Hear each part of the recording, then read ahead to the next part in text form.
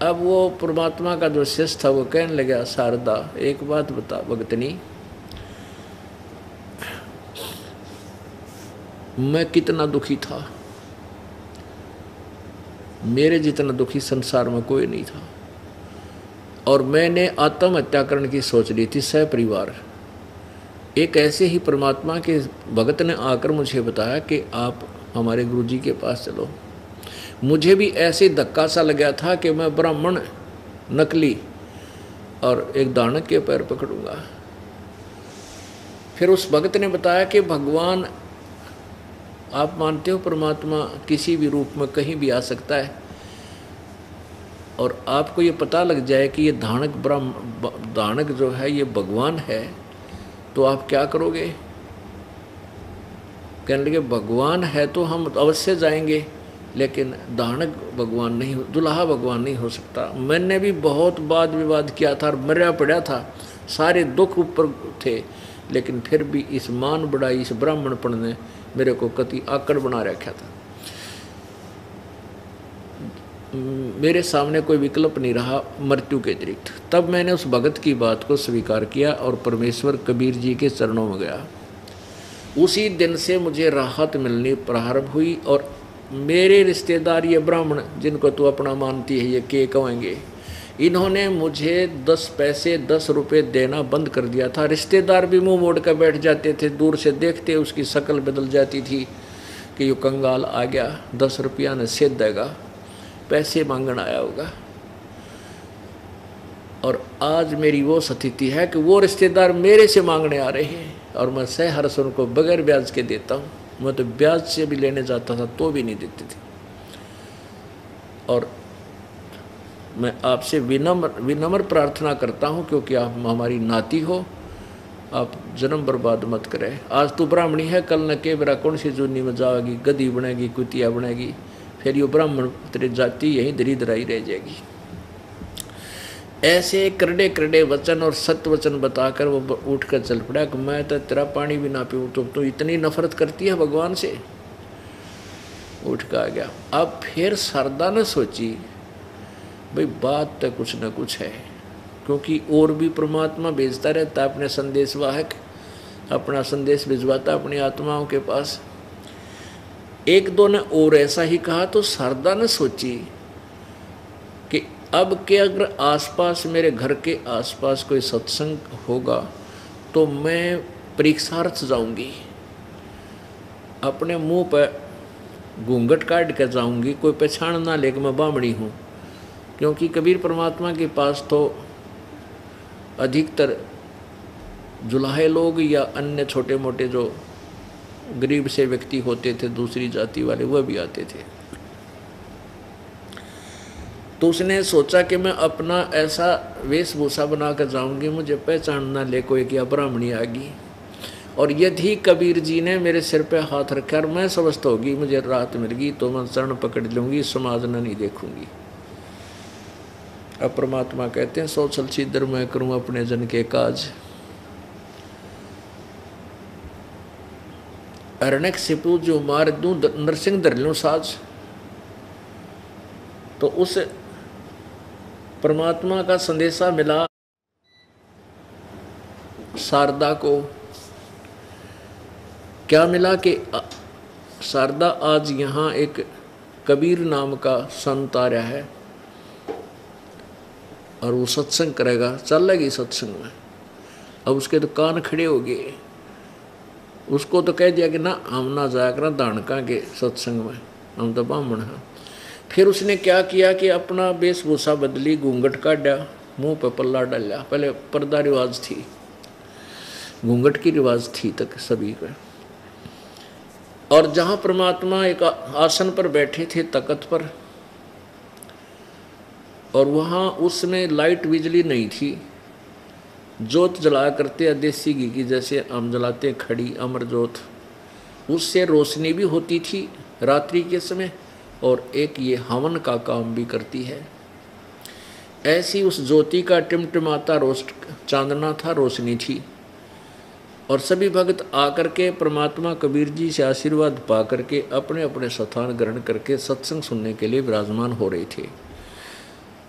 वह शारदा भी भेष बदल का आ गई और मुंह पर पल्ला डाली रखा था।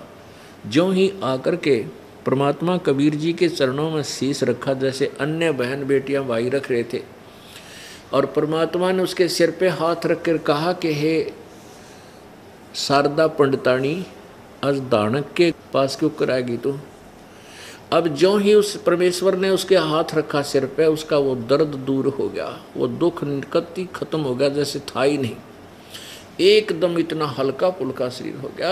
और ऊपर से परमात्मा ने चोट मार दी कि तू पंडितानी होकर और एक दानक के पास चरण छूना आएगी, तने क्या कहेगी दुनिया। परमात्मा ने पहचान ली तो और शर्मिंदा होगी कि सचमुच ये अंतर्यामी भी है, और दुख दूर हो गया। वहीं चरण पकड़ दिए और अपने अपशब्दों की बहुत ही याचना की, अक्षमा याचना की, प्रायश्चित किया कि परमात्मा मुझे नहीं मालूम था आप सचमुच भगवान आए हो। कहते हैं जिसका जिससे दुख दूर हो जाए उसके लिए वो परमात्मा तुल्य हो जाता है। और जब ये दुख किसी से निवारण हो ही नहीं रहा था, भगवान बिना सभी कहे थे इसको तो ये तुम्हारे प्रारब्ध में है, ये तो कट ही नहीं सकता, और वो काट दिया तो वो के था, भगवान था। वो भगवान है, था और रहेगा, कबीर परमेश्वर। अब फिर बैठ गई वह शांति, तो सत्संग सुना, और फिर परमात्मा ने उस प्यारी आत्मा को सभी को सत्संग सुनाया। भाई और बात तेरे काम न आवे, तू संतों शरण लाग रे। के सोवे गफलत में बंदे, जाग जाग नर जाग रे, जाग जाग नर जाग रे। और बात तेरे तो संतों शरण लाग रे। के सोवे गफलत में बंदे, जाग जाग नर जाग रे, जाग जाग नर जाग रे। इस तन सराय में जीव मुसाफिर, करता रहे दिमाग रे। तन सराय में जीव मुसाफिर, करता रहे दिमाग रे। रात बसेरा कर ले डेरा, चले सवेरा त्याग रे, चले सवेरा त्याग रे। और बात तेरे काम न आवे, संतों शरण लाग रे। के सोवे गफलत में बंदे, जाग जाग नर जाग रे, जाग जाग नर जाग रे।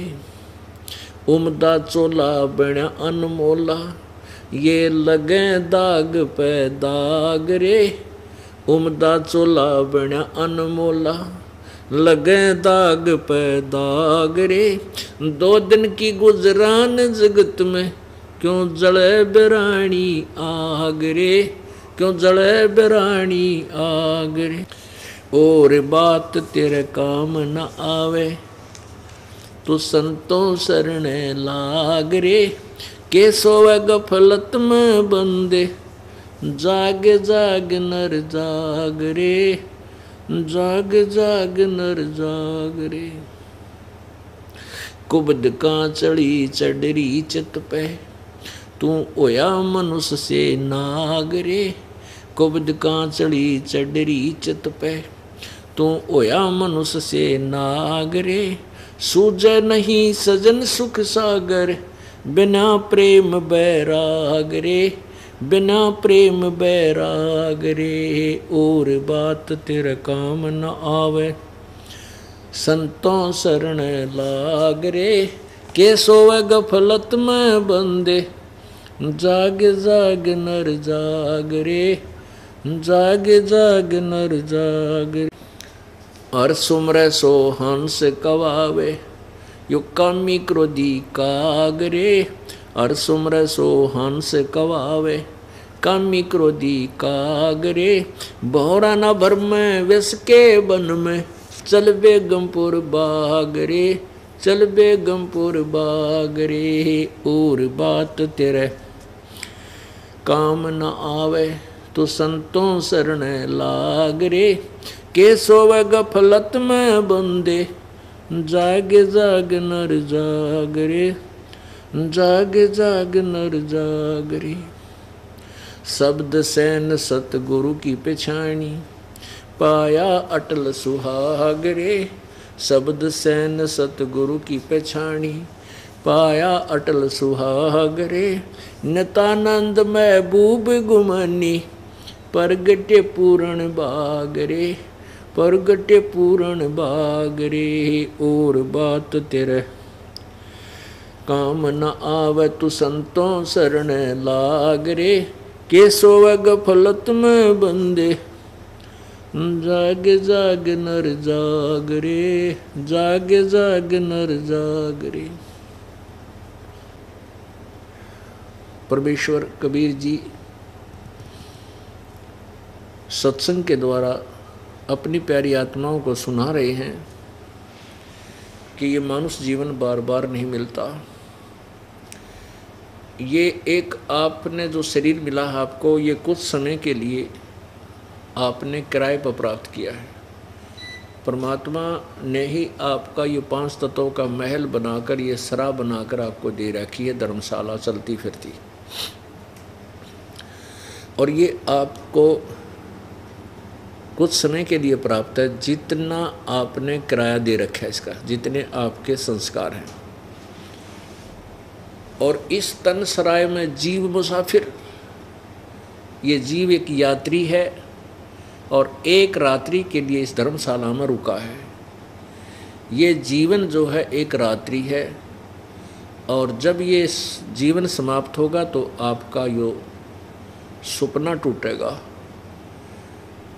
और ये आपका शरीर यहाँ से ख़त्म हो जाएगा। इसको छोड़ के आप चले जाओगे, आपका किराया पूरा हो जाएगा। तो क्या बताते हैं, रात बसेरा कर ले डेरा, तू चले सवेरा त्याग रे। इस मनुष्य शरीर को प्राप्त करके आप गफलत में सो रहे हो।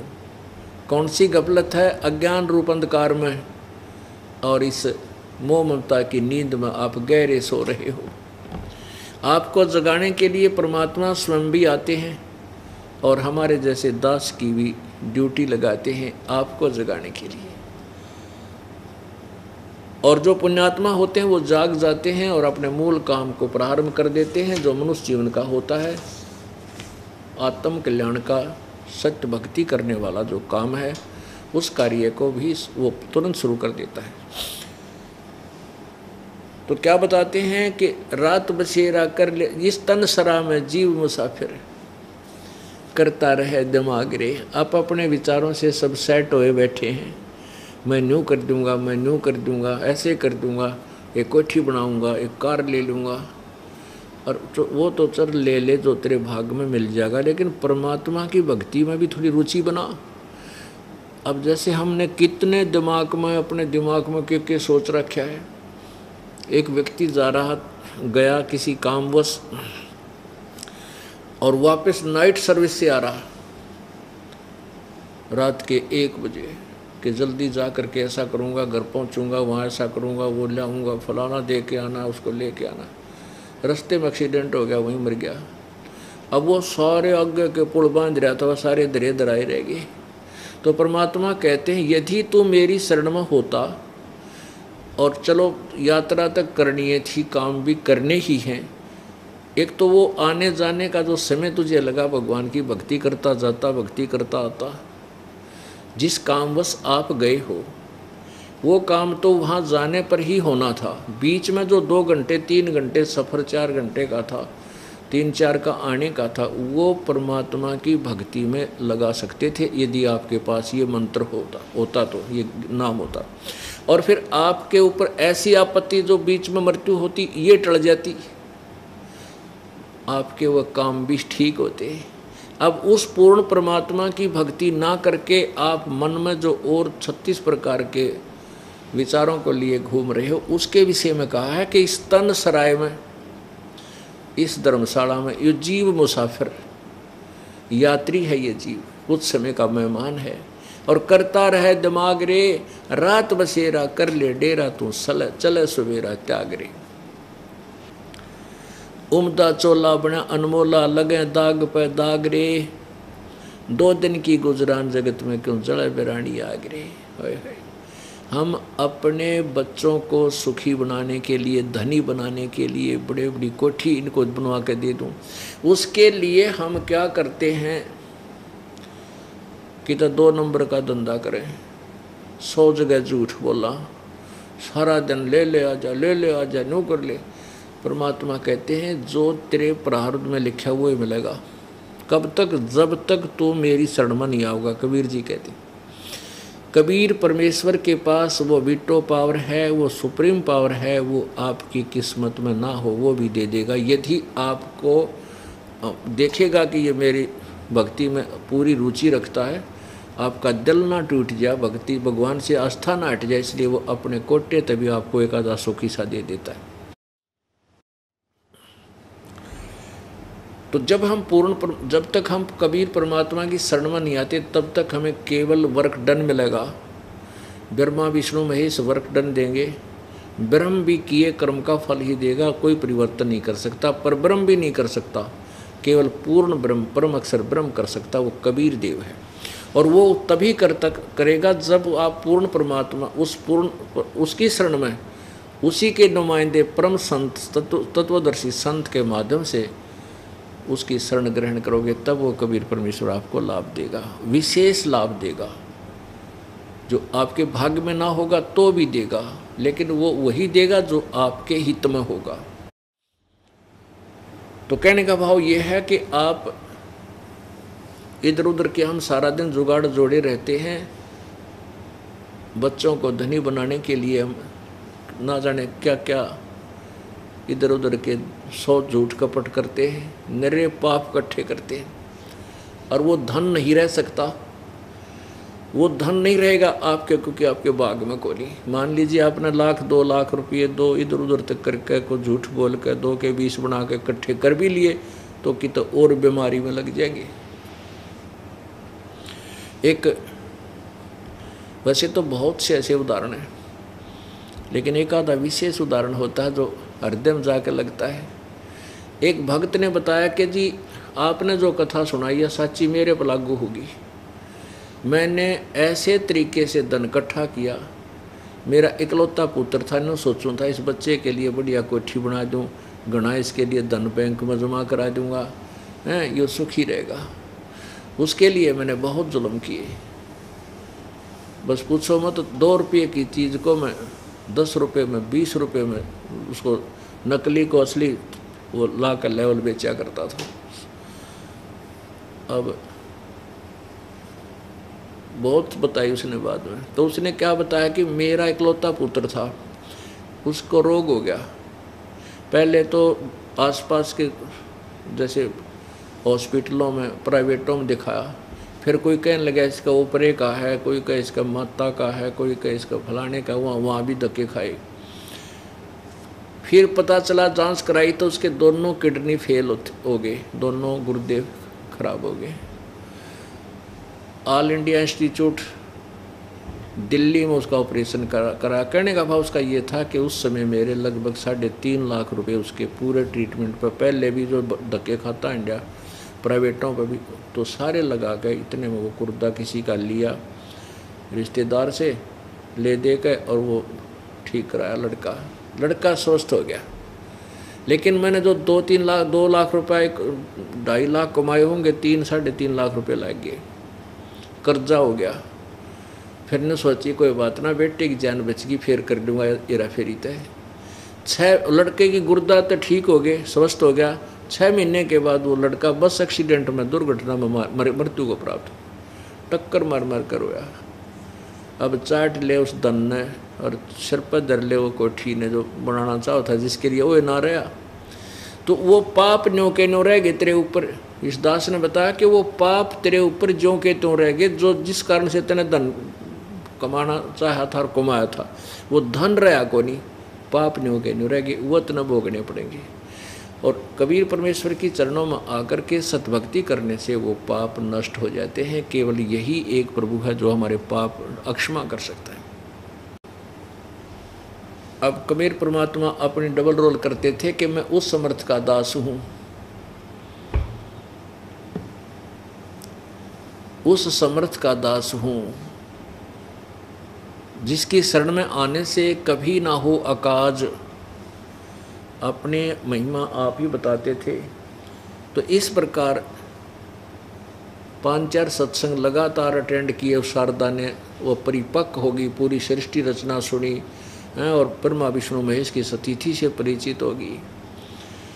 तो एक बार उस सर्वानंद जी ने क्या किया, सर्वानंद जी ने सोचा कि मैंने सभी ब्राह्मणों को पराजित कर दिया है, ऋषि महर्षियों को, क्यों ना मैं अपना नाम सर्वाजीत रख लूँ कि सभी मुझे एक ही बार देख लें, मेरे नाम से ही परिचित हो जाएं कि ये है वो सर्वाजीत जिसने सबको जीत लिया।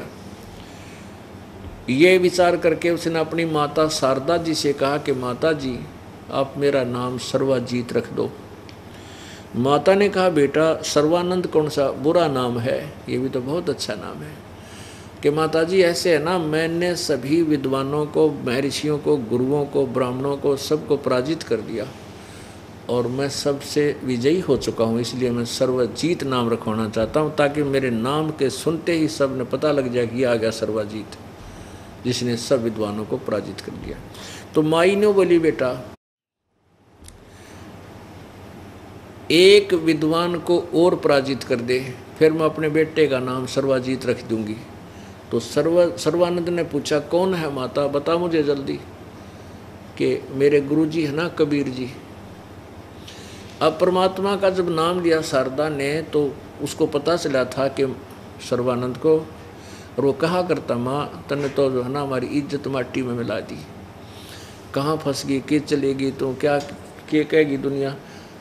तो वो तो कह दिया करती बेटा जिसका लगा वो जाने, मन मुझे मालूम है मेरे साथ जो बीत रही थी और मैं सुखी हुई। चल माँ को से ज़्यादा विवाद उसने इस विषय में नहीं किया था। फिर जब उसने कहा कि तू उस मेरे गुरुदेव को पराजित कर दे कबीर जी को, तब मैं मान जाऊंगी तुझे और फिर मैं तेरा नाम सर्वाजीत रख दूंगी। ना तो तेरी माँ तेरा सर्वाजीत नाम कभी नहीं रखे। तो कहने लगा माँ आप भी अच्छी बात करती हो, किसका नाम लिया, अनपढ़ अशिक्षित, उसको तो 1 मिनट में अभी पराजित करके अभी गया अभी आया। माता ने कहा बेटा ऐसे नहीं मानूंगी, कुछ प्रमाण जाइए लिखवा के कि वो हार गए पक्का। अब पूरे एक बैल के ऊपर वो रखा करता, पूरा थैला डाल के गधे की तरह, और सारे शास्त्र रख कर चल पड़ा। कहाँ, जहाँ कबीर परमेश्वर जुलाहों की कॉलोनी में रहते थे, दानकों की कॉलोनी में। अब परमात्मा कबीर जी ने एक शेख तकी नाम का धार्मिक पीर था, सिकंदर लोधी राजा दिल्ली के बादशाह का, उसकी एक फड़क निकालने के लिए उस शेख तकी की लड़की मर चुकी थी, कब्र में दबा रखी थी, उस शरीर उस लड़की को जीवित किया था और वो उस लड़की को अपनी बेटी के रूप में रखा था। वो उसका नाम कमाली रखा। तो वो कमाली 16-17 साल की, 18 वर्ष की लड़की हो रही थी, 15-16 वर्ष की, और वो पानी जल लेने के लिए, जल भरने के लिए कुएं पर गई हुई थी। दोपहर का समय, 12 बजे, जून का महीना। वो पानी जल लेने गई हुई थी कुएं से। उधर से सर्वानंद जी वहाँ पहुँच गए, उस रास्ते आ रहे थे और रास्ते में वो कुआं था। अब ब्राह्मण जुलाहों की कॉलोनी में और सुप्रसिद्ध ब्राह्मण आ जावे तो सभी नो देखा करते हैं कि यो ब्राह्मण इतना प्रसिद्ध ब्राह्मण, और जुलाहों के दानका की कॉलोनी में कैसे आ गया। जैसे गांव में हाथी आ जाया करता ना, बालक देखा करते उठना बचड़ कर द्वारों पर, तो ऐसे देख रहे थे। सब निकले अपने घरों में, तो अच्छा ये ब्राह्मण कैसे आ गया दानकों की कॉलोनी में। अब उसने देखा प्यास इतनी ज़बरदस्त लगा इस सर्वानंद को, अगर 10 मिनट पानी ना जल ना मिला तो उसकी मृत्यु हो जाए, प्राण निकल जाए। और सामने वाली लड़की पानी निकाल रही थी बाल्टी से, अपने मटके में डाल रही थी गड्ढे में। अब सर्वानंद ने कहा, बेटी जल्दी जल पिला, प्राण निकलने को हो रहे। तो लड़की ने वह बाल्टी यूँ की यूँ डाल दी, सर्वानंद ने जल पीना प्रारंभ कर दिया, पी लिया। जब उसका पेट भर गया ना, जब उसने देखा ये तो दानका का कुआं है, जुलाहों का, कोई देख तो नहीं रहा तुझे। वो देखा चारों तरफ दुल्हाए खड़े देखे, अपनी इज्जत को सुरक्षित रखने के लिए लड़की पर डांट लगाता है, ये लड़की ये किसका, कौन सी जाति का कुआं है। लड़की बोली, जी जुलाहों की कॉलोनी में कौन सी जाति का कुआं हो सकता है, जुलाहों का ही है। तो कहने लगा, तने पहले क्यों नहीं बताया जुलाहों का कुआं है। लड़की बोली, तेरा पेट भर गया जहाँ, तो इसलिए बात आ गई। तेना ब्राह्मण, जब तक तेरी आँख निकलने वाली थी, मृत्यु को प्राप्त होने वाला था, तूने पहले क्यों ना पूछा कि इसका कुआं है। पानी पीने से पहले पूछना चाहिए था। अब तेरा पेट भर गया, बकवाद भागी तने बोला, छोरी लड़की घड़ी ना बोला है, न्यों बता वो कबीर का घर कहाँ है। वह बोली, आ जाओ, मेरे पिताजी हैं। मुँह बोले पिताजी थे और मैं उन्हीं की लड़की हूँ, आ जाओ, मेरे साथ साथ आ जाओ, घर बता दूँगी। वह लड़की जल्दी जल्दी चल गई, आगे पहुँच गई, जाकर कहने लगी, पिताजी, परमेश्वर कबीर जी को मुँह बोले पिताजी थे कि एक ब्राह्मण आ रहा है और बैल के ऊपर घने वो धर रहा है किताब है, और लगता है आपके साथ कोई वाद विवाद करने आया, आपको पूछ रहा है। परमात्मा बोला, बेटी कोई बात नहीं, आने दे। तो इतने में वह लड़की मटका अंदर रख के पानी का घड़ा वापस आई देखने के लिए, कहाँ से आ गया, तो सामने पहुँच गया इतना सर्वानंद बैल समेत। लड़की ने कहा, आ जाओ ब्राह्मण जी, यही हमारा घर, मेरे पिताजी अंदर बैठे। तो सर्वानंद अंदर नहीं गया, कहने लगा, लड़की इधर आ अकेले।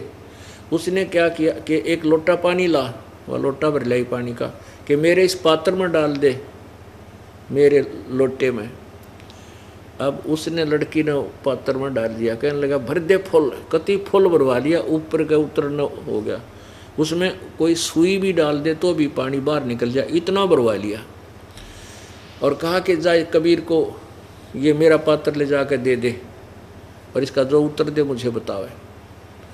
अब वह लड़की धीरे धीरे पकड़ कर लेगी उसके लोटे ने, जाके कहने लगी, पिताजी, उस ब्राह्मण ने ना ये लोटा दिया पानी का, ने कहा कबीर के आगे रख दे, वो क्या उत्तर दे मुझे बता। परमात्मा कबीर जी ने एक बड़ी सुई रखी थी, बड़ी सुई इतनी लंबी होती है हवा, ये बड़े बड़े तरपाल सीमण की, वो उठा के और उस जल में डाल दी लोटे में, और कहा, बेटी जा दे का सर्वानंद को, और बाहर रखड़ा ब्राह्मण को।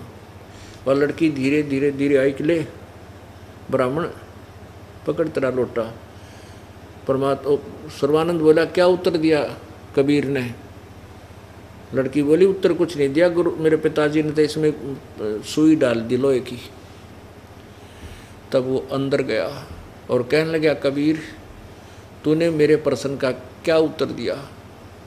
परमेश्वर ने पूछा कि आपका प्रश्न क्या है। सर्वानंद ने बताया कि मैंने पानी का लोटा इसलिए तेरे पास दिया था, ये लबालब भरा हुआ, कि मैंने अपनी माता जी से सर्वाजीत नाम रखवाना है। मैंने सभी ब्राह्मणों को, सभी ऋषि महर्षियों को शास्त्रार्थ में पराजित कर दिया है, और मैं अपना नाम सर्वाजीत रखवाना चाहता हूँ। और मेरी माँ ने शर्त रख दी है कि मैं आपको पराजित करके जाऊँगा, तब मेरी माँ मेरा सर्वाजीत नाम रखेगी। मेरा ये लोटा पहुँचाने का तात्पर्य ये था कि मैं जैसे इस लोटे में और जल डालने का स्थान नहीं है, और जल नहीं डलेगा तो बाहर जाएगा, ऐसे मैं सदग्रंथों के ज्ञान से भरा पड़ा हूँ। तेरे ज्ञान की मुझे ज़रूरत नहीं, तेरा ज्ञान मेरे में नहीं समाएगा, बाहर ही जाएगा, इसलिए तू अपनी हार लिख दिए। परमात्मा बोला मेरा भी उत्तर सुन ले के था। कबीर परमेश्वर बोले मेरा उत्तर सुन ले के था। क्या था बता? सर्वानंद बोला कि मेरा ऐसा वजनदार ज्ञान है कि तेरे ज्ञान ने बाहर निकाल देगा, तेरी छाती में जाकर बैठेगा। जैसे सुई मैंने डाली, तेरा पानी बाहर निकल गया, सुई ने तेरे लोटे की तड़ी में जगह बना ली। ऐसे मेरा दो तत्व ज्ञान है, तेरे ज्ञान को बाहर फेंक देगा सारे को और तेरे अंदर समा जाएगा। अच्छा ऐसा कैसा ज्ञान है? तू मेरे शास्त्रार्थ कर, ये कर। तो ऐसा जब सुना कि भी योग शास्त्रार्थ करने आ रहा है, तो जुलाहे लोग इकट्ठे हो गए कि उस कॉलोनी में तो वो जुलाहे थे। अब सर्वानंद ने कहा कि प्रसन्न करो, प्रसन्न करो। परमात्मा ने कहा कौन ब्रह्मा का पिता है और कौन विष्णु की माँ, शंकर का दादा कौन है? सर्वानंद दे बता। तो क्या कहता है? सर्वा इसका ब्रह्मा विष्णु महेश अजरो अमर है, इनके कोई माता पिता नहीं। सर्वेश्वर महेश्वर कालेश्वर सब कुछ नाम दर दिए और सर्व सृष्टि रचान हार ये हैं, इनके कौन माता पिता? देखो देखो ये क्या बात कर रहा। तो परमेश्वर ने कहा कि आपके पास विष्णु शिव पुराण है।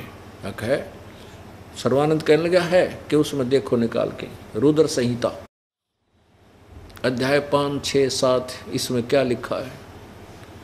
अब पुण्यात्माओं, इन दुष्ट आत्माओं ने आंखों देखकर भी जनता को सच्चाई नहीं बताई। किन्होंने? इन नकली गुरु और ऋषि महर्षियों ने अपने अभिमानवश। अब देखिएगा शिव पुराण में आज से 600 वर्ष पहले परमात्मा ने बताई थी, जो कि इन सदग्रंथों में विद्यमान है। ब्रह्मा विष्णु महेश के माता पिता हैं। ये देखिएगा श्री शिव पुराण, गीता प्रेस गोरखपुर से प्रकाशित है।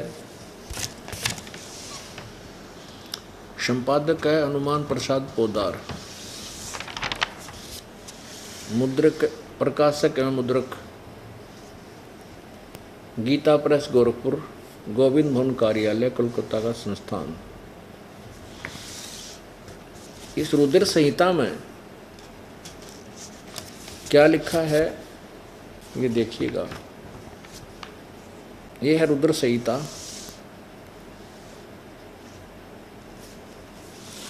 अध्याय 5 या समाप्त हुआ, छठे से छठा प्रारंभ होता है 99 पृष्ठ पे, 99 पृष्ठ पे।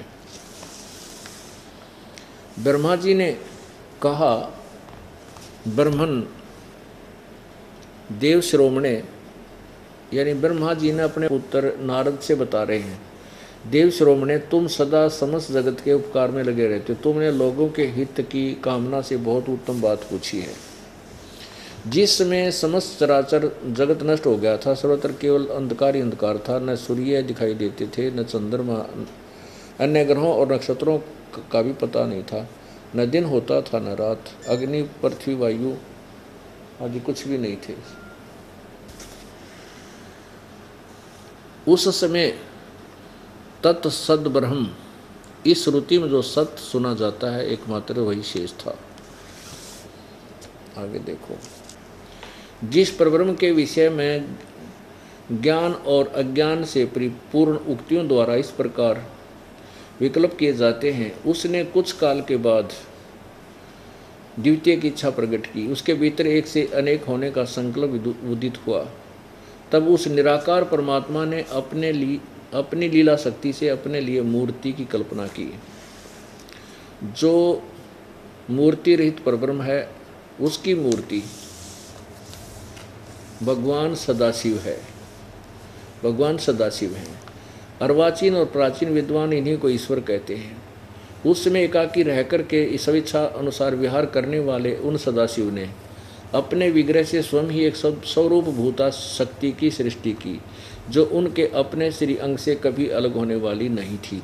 उस पराशक्ति को प्रधान प्रकृति गुणवती माया बुद्धि तत्व की जननी तथा विकार रहित बताया है।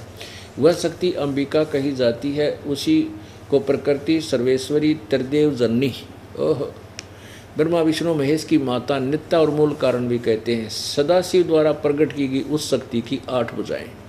एक तो इससे सिद्ध हो गया कि जो निराकार जिसको ये मानते हैं काल रूपी ब्रह्म को, इसने ये निराकार माना है, क्योंकि उसने कसम खाई है, प्रतिज्ञा की है काल ने, ब्रह्म ने, कि मैं कभी भी अपने काल रूप यथार्थ रूप में किसी के सामने नहीं आऊँगा। ये मेरा अटल अनुतम नियम, जैसा कि गीता जी अध्याय नंबर 7 के श्लोक 24-25 में आज सत्संग में आपको सुना था। तो ये सामने उस रूप में नहीं आता, अन्य रूप धारण कर लेता, किसी के सामने शिव रूप, किसी के सामने ब्रह्मा, किसी के रूप में अपने पुत्र विष्णु का रूप धारण कर लेता है। तो इसलिए ब्रह्मा जी बता रहे हैं कि उस निराकार ने एक बार शिव जी की रूप बना लिया। ब्रह्मा के सामने आओगा तो शिव जी रूप बना का होगा, या विष्णु रूप बना के आएगा। ब्रह्मा रूप बना का हो तो वो फिर विचलित हो जाए। तो उसने, अब ब्रह्मा बता रहा है कि वो सदाशिव ने, फिर निराकार भगवान सदाशिव बन गया, और उसने अपने अंदर से एक स्त्री निकाली, दुर्गा प्रकृति। जबकि ये स्त्री कहानी कबीर परमात्मा ने ब्रह्मा को बताई थी। ब्रह्मा ने कुछ सुनी, कुछ अनसुनी करके, कुछ अपना मिश्रण करके अब ये पुराण में लिखा है। इसका वास्तविक यह है, कबीर परमेश्वर ने उस काल ने जब ये दुर्गा को खा लिया था, अंदर उसके पेट में चली गई थी, परमेश्वर कबीर जी ने आकर के उसके शरीर से निकाली थी। अब ये ब्रह्मा जी ने अपने हिसाब से अटकल ला कर बताई है, पर सच्चाई कुछ हद तक है। अब क्या कहता है कि उस काल के शरीर से निकली दुर्गा, इसको प्रकृति भी कहते हैं, तीनों देव की जननी है, ये 8 भुजा वाली है। आगे देखो, ये शक्ति के 8 भुजाएं हैं। नाना प्रकार के आभूषण उसके श्रीअंगों की शोभा बढ़ाते हैं। वह देवी नाना प्रकार की गतियों संपन्न और अनेक प्रकार के अस्त्र शस्त्र धारण करती है। एकाकिनी होने पर भी वह माया संयोग वसात अनेक हो जाती है। जैसे 3 रूप धारण और कर लिए थे, लक्ष्मी, सावित्री और पार्वती का। और वे जो सदाशिव हैं उन्हें परम पुरुष ईश्वर, शिव शंभु और महेश्वर कहते हैं। वे अपने सारे अंगों पर भस्म रमाए रहते। उन काल रूपी ब्रह्म ने, ये काल रूपी ब्रह्म है जिसको सदाशिव कहते हैं, इस काल रूपी ब्रह्म ने एक समय शक्ति के साथ, ये नाथ शब्द गलत है, शक्ति के साथ शिवलोक नामक अक्षेत्र का निर्माण किया। उस उत्तम अक्षेत्र को काशी कहते हैं।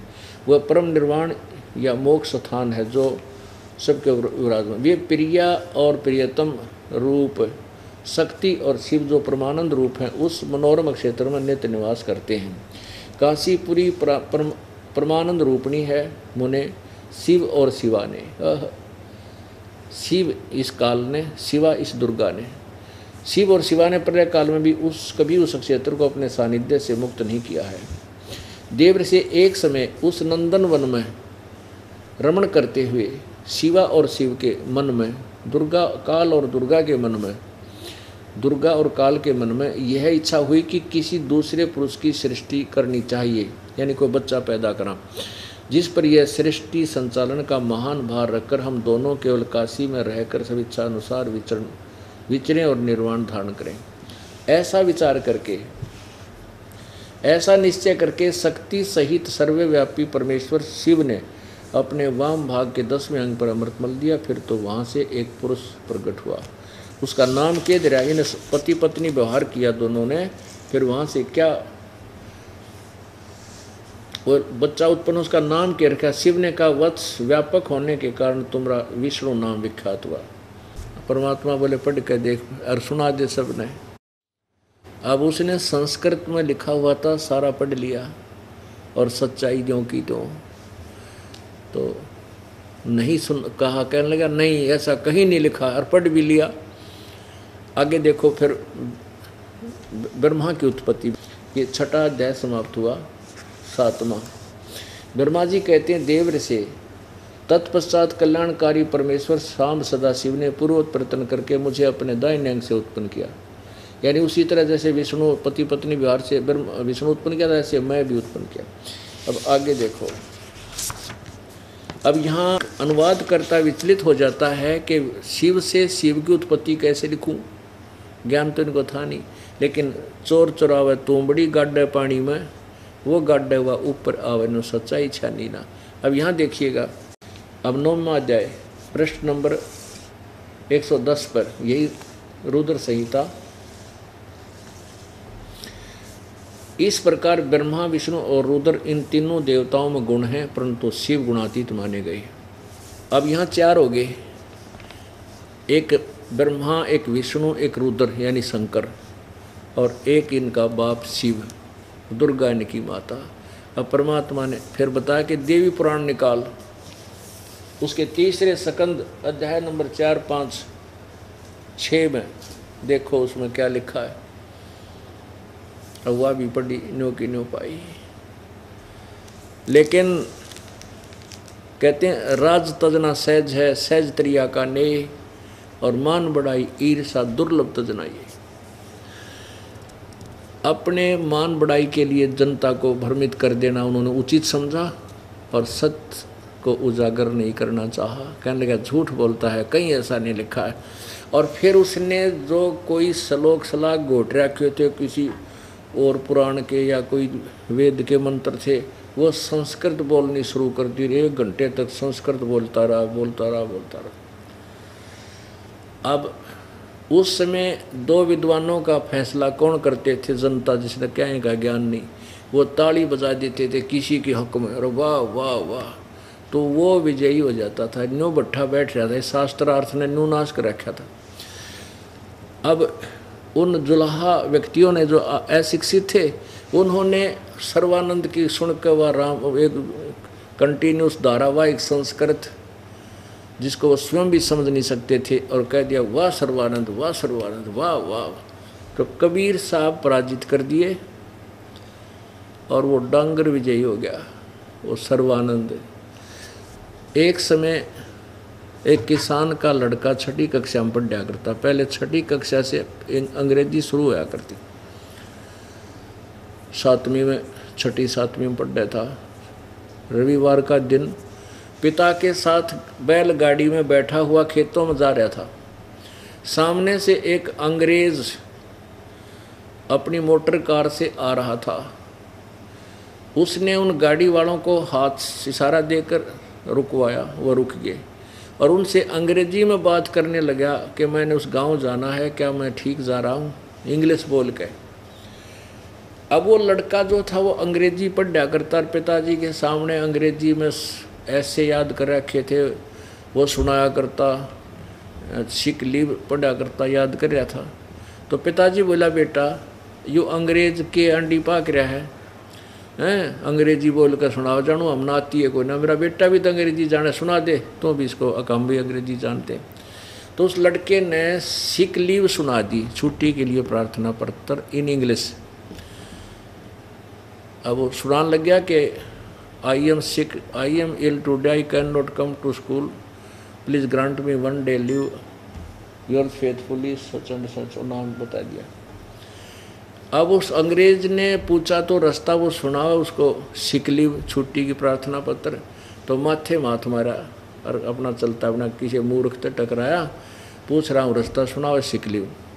तो उसके पिता ने अपने पुत्र की कमर थपथपाई, वाह बेटा तने मेरी इज्जत रख दी, और अंग्रेज बजा दिया अंग्रेजी बोल के। वो लड़का बोला, पिताजी अभी तो माई बेस्ट फ्रेंड और याद था, ऐसे उसने सुन लेता था गाड़ी छोड़ के भाग जाता है। तो ये इसे परमात्मा पूछ रहा है कि इसमें क्या लिखा है, पढ़ कर सुना, ब्रह्मा विष्णु महेश के माता पिता कौन है, और फिर वो तो सुनाया नहीं और बकवाद सुनाने लग गया और उससे विजयी हो गया। तो पुण्यात्माओं ऐसी यह बात बिगड़ रही थी अभी तक। तो परमेश्वर बोला, भाई ठीक है आप जीत गए, मैं हार गया। कबीर जी बोले, और ठीक है जा तो अपने घर में। सर्वानंद कहने लगा, ऐसे नहीं जाऊंगा, मैं लिखवा के लेके जाऊंगा, मेरी माँ ने कहा है। अगर लिख ले भाई, मैं तो अनपढ़ हूँ, अशिक्षित हूँ, आप लिख लो, मैं अंगूठा ला दूंगा। उन्होंने लिख लिया कि शास्त्रार्थ में सर्वानंद विजयी हुआ और कबीर जी पराजित हो गए। अंगूठा ला दिया और ले आया। अपनी माँ से कहने लगा, माँ देखा ना, गया और आया, मिनट में हरा दिया। उसकी माँ बोली, बेटा कुछ प्रूफ लाया, तू प्रमाण दिखा मुझे। कहने लगा, हाँ माता प्रमाण लाया हूँ, कागज़। कहने लगे, पढ़ के सुना बेटा। वो पढ़ने लगा, उस लेख को क्या लिखा पाया कि शास्त्रार्थ में सर्वानंद हार गया और कबीर विजयी हुआ। उसकी माँ बोली, रे तूने कहा मैं जीत का है तो तार का है बेटा। नो कहा माता जी मैं कई दिन से शास्त्रार्थ में था, रात ने सोया नहीं था, नींद आ गई थी, नींद में विचलित था, मेरे से गलत लिखा गया, अब दोबारा लिखवा के लाता हूँ। दोबारा लिखवा लिया।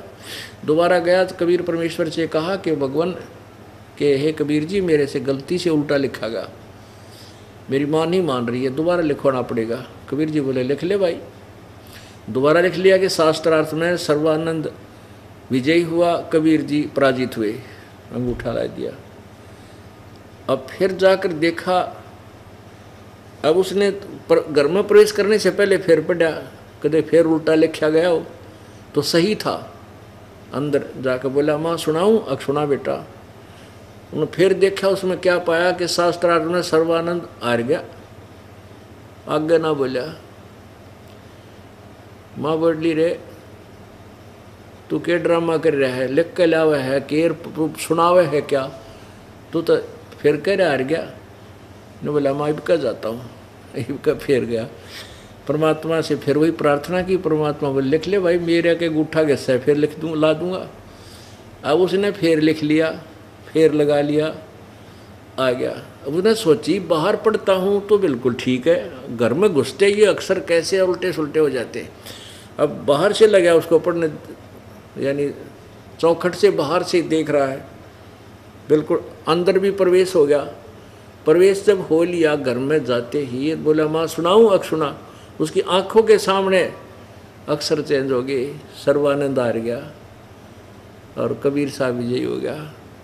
आंख फटी की फटी रहेगी जब अक्षर चेंज हुए उसकी आंखों के सामने। न्यो का न्यो बैठ गया, कति कालजा का ऊपर लग गया। पर उसकी माँ बोली रे बोलता कोई ना विद्वान, सोना पढ़ के लिखवा के लिया।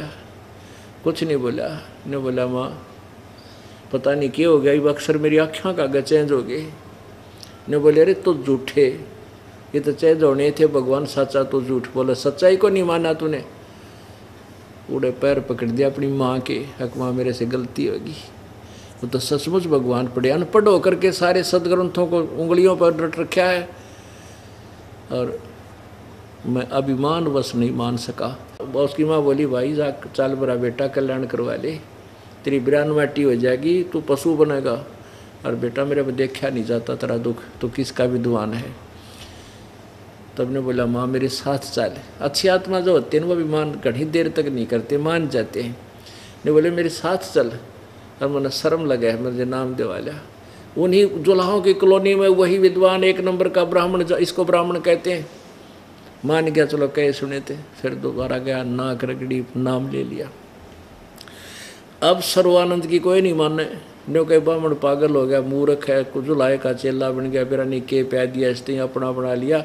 अब उस सर्वानंद रिजेक्ट कर दिया पूरे ब्राह्मण समाज ने कि झूठा है, कपटी है। न्यो कहे ब्रह्मा विष्णु में इसके माता पिता कहीं नहीं लिखा। तो यो बात रोड़ा रानी रखनी थी परमात्मा ने, और सर्वानंद का कल्याण कर दिया। आगे किसी ने स्वीकार नहीं किया, क्योंकि यहाँ तक ये तत्व ज्ञान छुपा के भी रखना था और उस प्यारी आत्मा का कल्याण भी करना था। बोलो सतगुरुदेव सत सत। पूर्ण परमात्मा कबीर देव जी सर्वश्रेष्ठी रचनहार अपने यथार्थ ज्ञान को प्रदान करने के लिए इस काल के लोक में समय समय पर प्रकट होते रहते हैं। काल भगवान ने सर्व सदग्रंथों के विपरीत ज्ञान पूरे मानव समाज में फैला दिया गया है। उस अज्ञान को समाप्त करने के लिए परमेश्वर स्वयं आते हैं। वे परमात्मा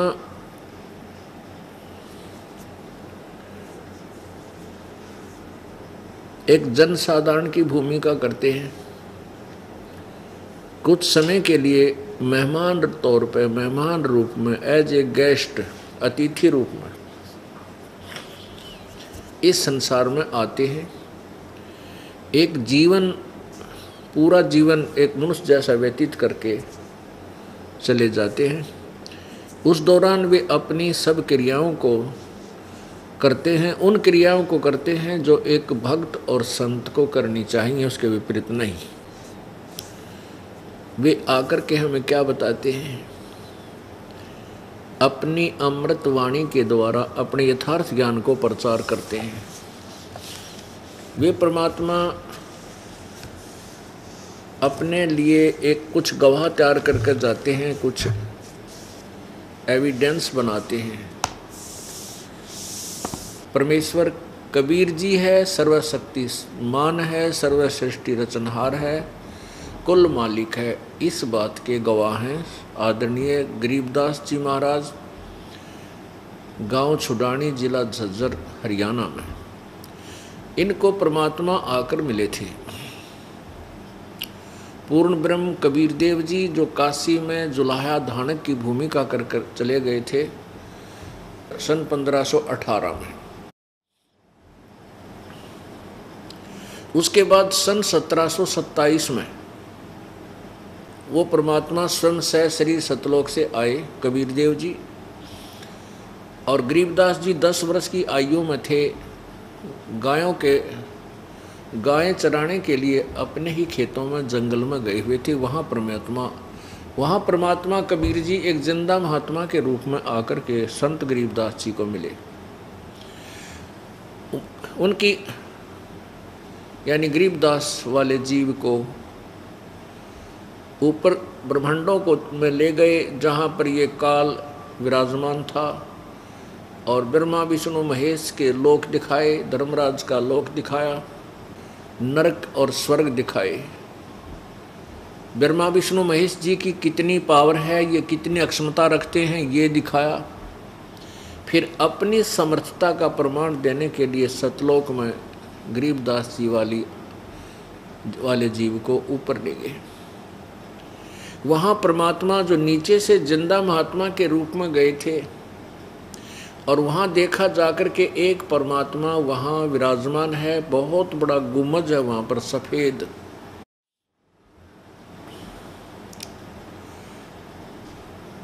जैसे मंदिर नुमा होते हैं, मंदिर का जो छोटा सा बना देते हैं, वो गुम्बद होता है, ऊपर से गोल टाइप होता है, ज़्यादा लंबी चोटी नहीं है उसकी। उसके अंदर परमात्मा का तख्त है, सिंहासन है, और वहाँ नीचे से गए हुए उस जिंदा महात्मा के रूप में प्रगट परमात्मा कबीर जी ने अपने ही दूसरे स्वरूप जो तेजों में शरीर है, जिसके एक रोमकूप में करोड़ सूर्य करोड़ चंद्रमा मिला दे इतनी रोशनी है, यानी वो उन चंद्रमा और करोड़ चंद्रमा करोड़ सूर्यों की रोशनी भी फीकी रह जावे, इतना एक रोमकूप का प्रकाश है परमेश्वर कबीर देव का, अर्थात सत्य पुरुष का। तो नीचे से जो गए थे जिंदा महात्मा के रूप में डबल रोल कर रहे थे प्रभु, वहाँ जाकर के चंवर जो परमात्मा के वहाँ चंवर रखा था, उस चंवर को उठा करके सत्कार करने के लिए अपने ही दूसरे स्वरूप जो तेजोमय स्वरूप के ऊपर चंवर करने लग गए। गरीबदास जी ने सोचा कि परमात्मा ये है जो तख्त पर बैठा है, जो सिंहासन पर विराजमान है, बहुत ही तेजों में शरीर है इसका परमेश्वर का। इतना वो सोच ही रहे थे कि ये जो नीचे गया था ये कोई इसका नौकर होगा, ये जिंदा महात्मा इस भगवान का नौकर होगा, सेवक होगा, दास होगा, अनुयायी होगा। इतना सोच ही रहे थे। इतने में क्या हुआ कि जो भगवान तेजों में शरीर युक्त है वो तख्त पर बैठा था, वो खड़ा हुआ, वो परमेश्वर खड़े हुए, और जो नीचे से जिंदा महात्मा के रूप में गए थे कबीर देव जी, वो पूरे अनंत कोट ब्रह्मांडों के मालिक के उस सिंहासन पर विराजमान हुए। और जो तेजों में शरीर युक्त जो परमात्मा बैठे थे, उन्होंने चंवर उठाया, और जो नीचे से गरीबदास जी को साथ लेकर के जिंदा महात्मा के रूप में गए थे, वो तख्त पर विराजमान हुए। उनके ऊपर वो तेजों में शरीर वाला भगवान चंवर कर रहा है, उसकी सेवा कर रहा है, पूजा कर रहा है। अब गरीबदास जी सोच ही रहे थे कि ये क्या हुआ कि भगवान और इस भगत पर, इस संत पर सेवा चौर कर रहा है, इसका सत्कार कर रहा है, सम्मान कर रहा है। इतने में वो तेजों में शरीर उस जिंदा वाले शरीर में समा गया। अकेले नीचे से गए हुए जो परमात्मा कबीर देव जी जो काशी में 120 वर्ष रहे थे, वही उस अनंत कोटि ब्रह्मांड के स्वामी के तख्त पर विराजमान है और चंवर स्वयं ऐसे चल रहा है। अब गरीबदास जी असमंजस में पड़ गए कि भाई भगवान तो यही भगवान है, यही परमेश्वर है जो नीचे से तुझे लेकर गया था, सचमुच ये परमात्मा है। और ये काशी में परमेश्वर ने बताया कि मैं 120 वर्ष बनारस में गया था और वहाँ मैंने इस तत्व ज्ञान का प्रचार किया था। और वापस जा भगत, परमेश्वर ने कहा गरीबदास जी को, वापस जा बच्चा और मेरी महिमा का गुणगान ढोल के डंके पर कर, मैं तेरे साथ रहूँगा। वहाँ जाने के बाद गरीबदास जी ने भी कहा कि प्रभु मुझे वापस ना भेजो, वहाँ तो बहुत बुरा लोक है। ओए होए,